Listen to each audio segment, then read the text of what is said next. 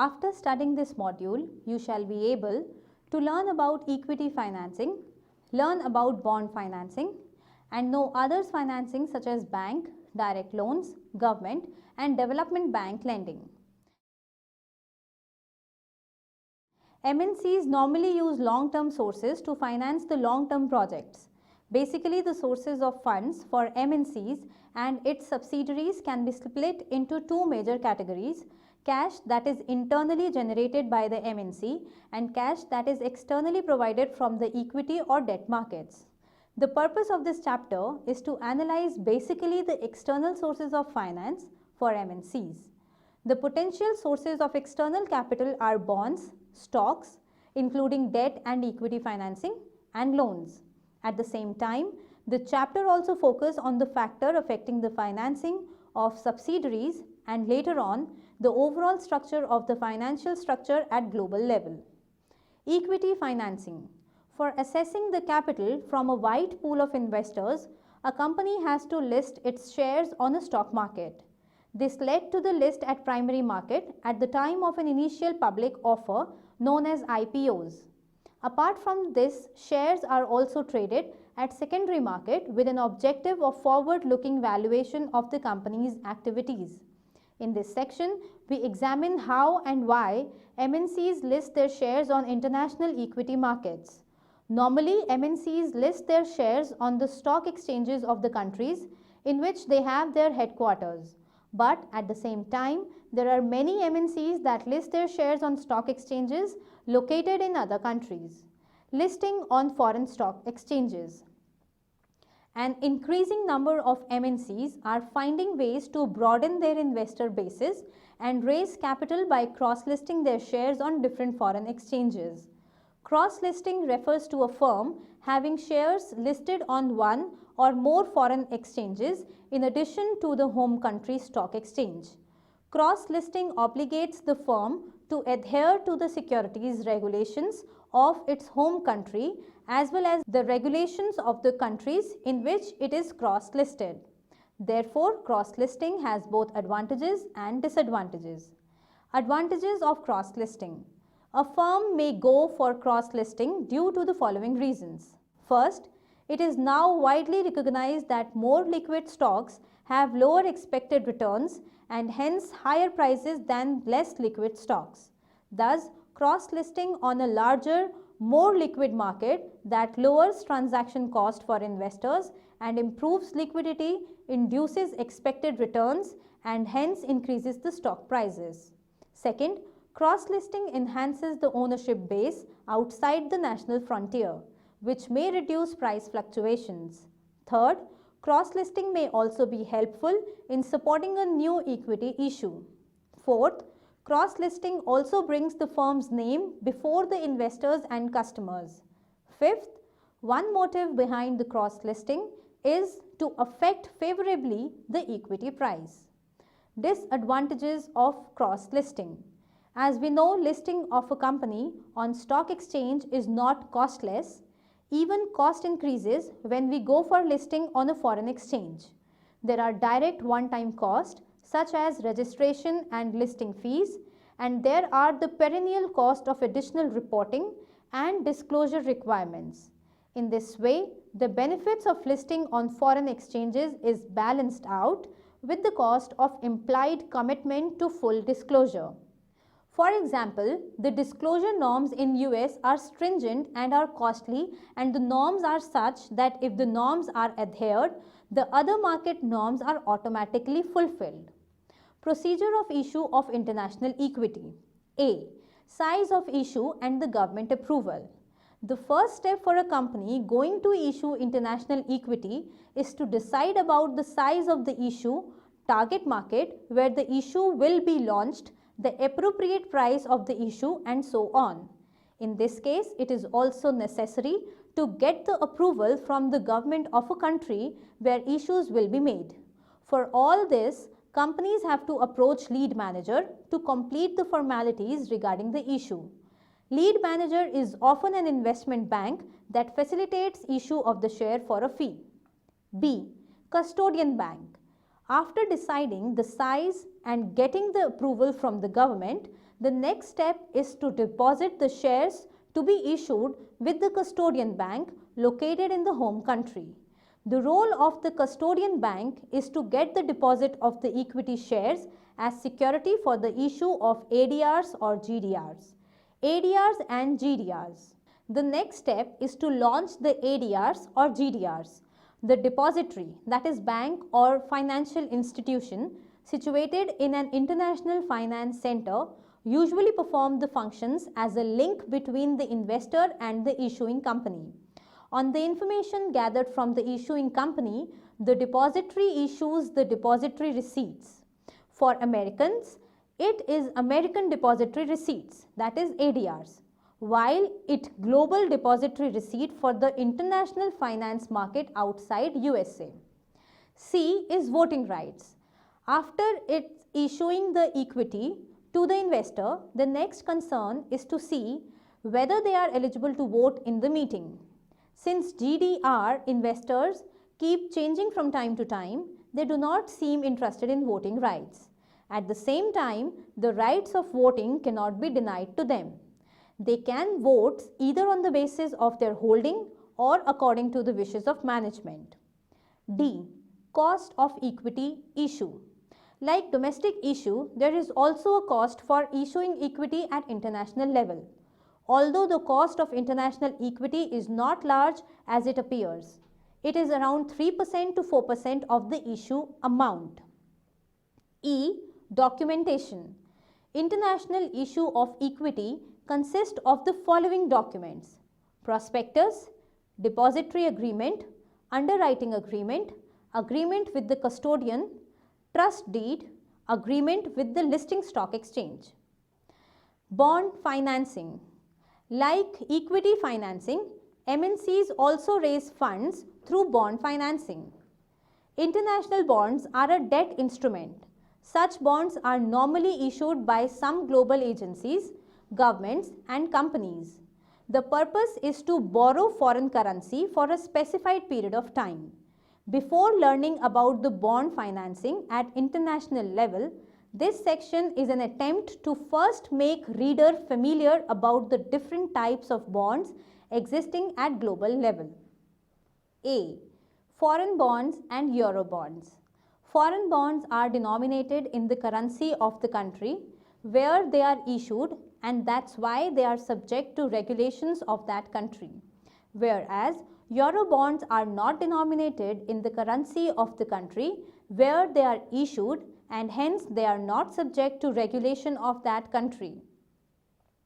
Euro bonds are underwritten by the underwriters of multinationality, whereas foreign bonds are underwritten the underwriters of the country where they are issued.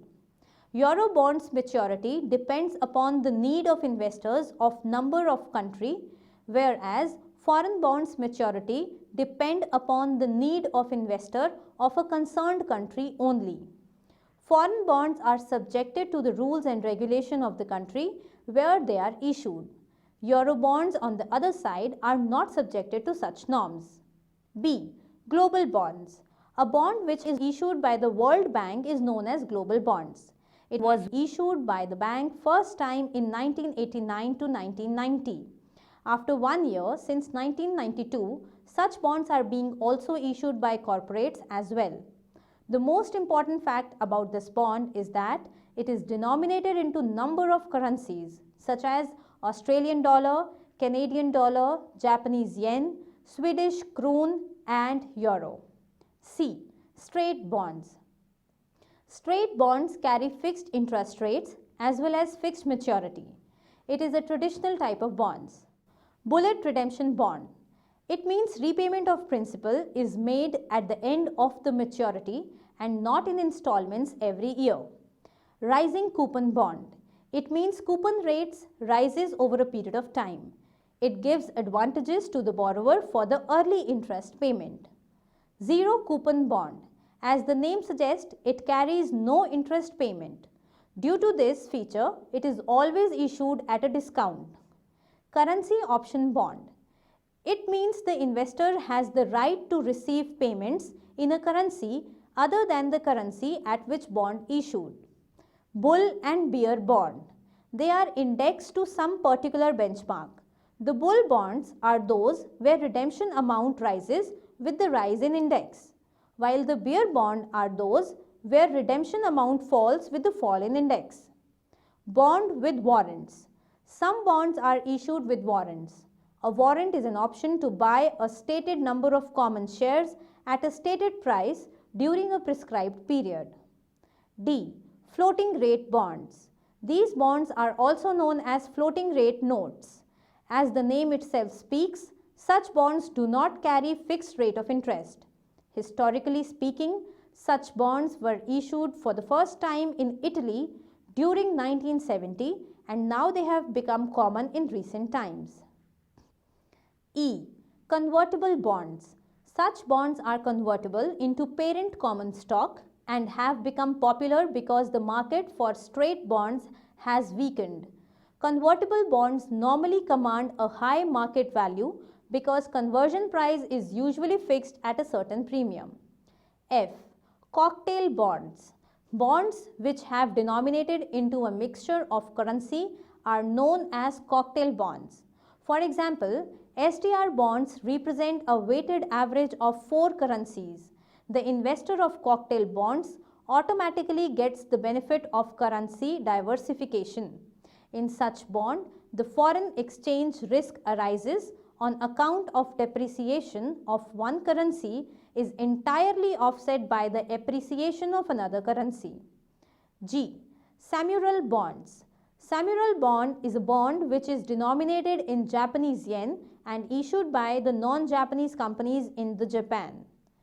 H. Yankee bonds. Yankee bond is a bond which is denominated in US dollar and issued by the non-US companies in the USA. Procedure of issue of international bond. The procedure of issuing international bond involved different stages. First and foremost step is to select a particular lead manager on the basis of performance. Normally, the lead manager is a commercial bank or investment bank. The lead manager advises the issuer regarding the timing, pricing, maturity, and the size of the issue. They also advise about the buyer's potential. After taking advices from the lead manager, the issuer prepares the prospectus and other documents. The lead manager charges fee for their valuable advices.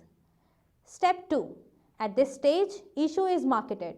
The investors try to see the issuers from the credit rating as well as the person who underwrite the issue.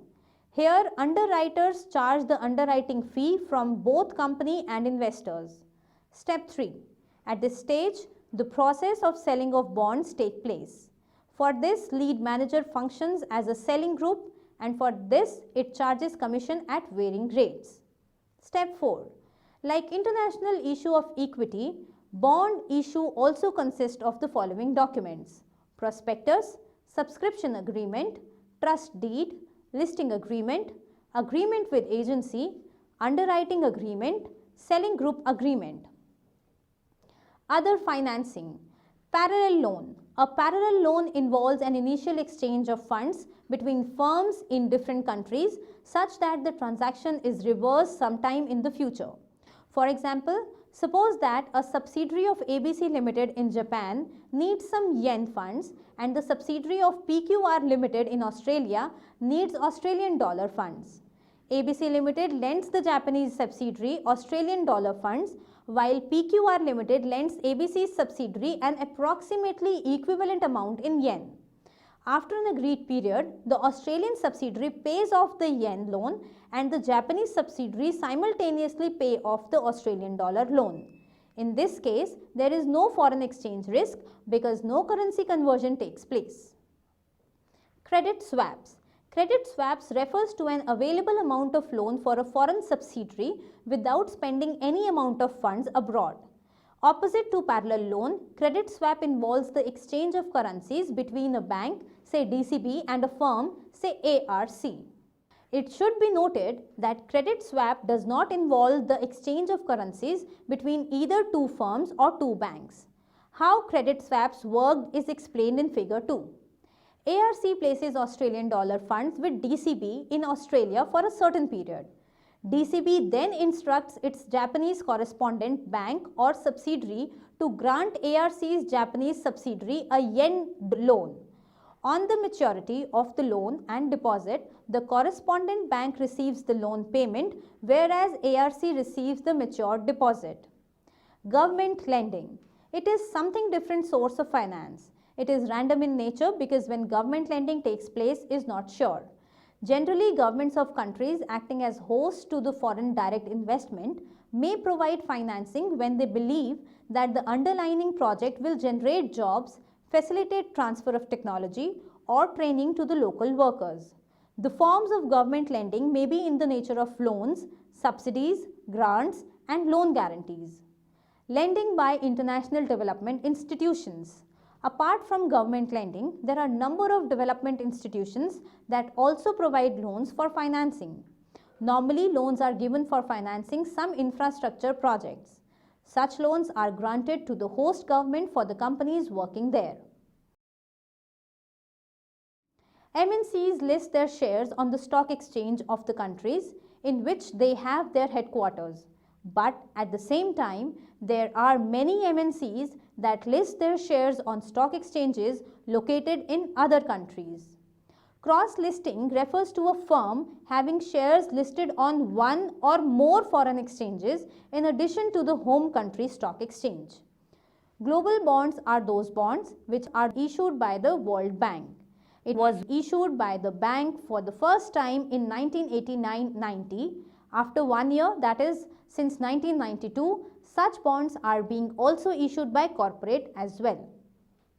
Straight bonds carry fixed interest rate as well as fixed maturity. It is a traditional type of bonds. Bullet redemption bond is a bond where repayment of principal is made at the end of maturity and not in installments every year. Rising coupon bond is a bond where coupon rate rises over a period of time. It gives advantages to the borrower for the early interest payment. Bond with warrants means that bond is issued with warrants.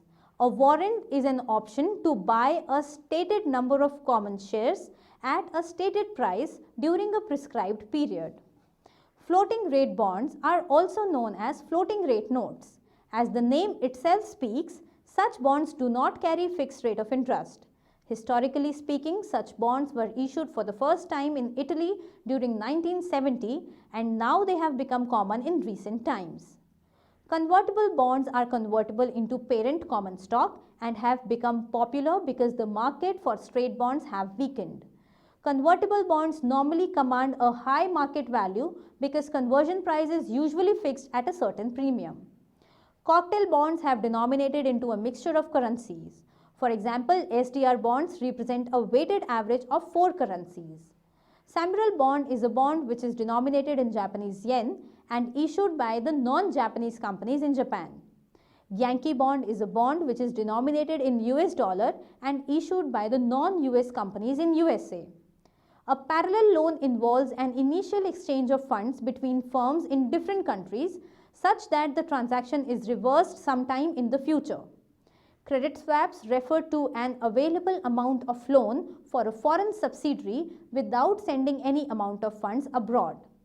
The forms of government lending may be in the nature of loans, subsidies, grants, and loan guarantees.